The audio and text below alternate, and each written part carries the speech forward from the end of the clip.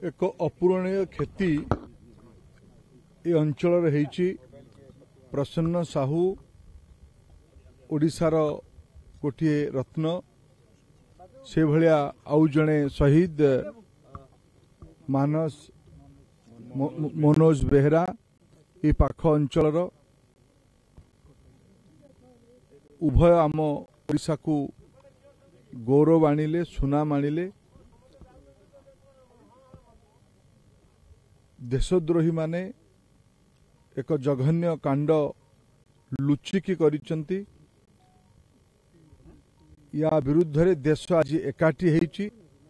देश को दुर्बल करुवा शक्ति को आम देशर सैनिक माने जवान माने उपयुक्त जवाब देवे एटा देशर पूरा भरोसा अछि।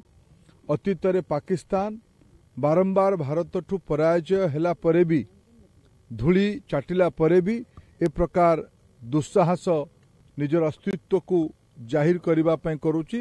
एतिरे समाने विफल हेबे। सैनिक मानकर बलिदान विशेष करिकी आम ओडिशार सैनिक मानकर बलिदान व्यर्थ जीवनी। आज आम समस्ते ओडिशा तरफरु तांकु ये श्रद्धांजलि जनाऊँ। तांको परिवार श्री बेहरा हुंतु श्री साहू हुंतु मान परिवार सांगरे ओडिया लोकंकर भावना अच्छी। आमे तांको सांगरे अच्छु।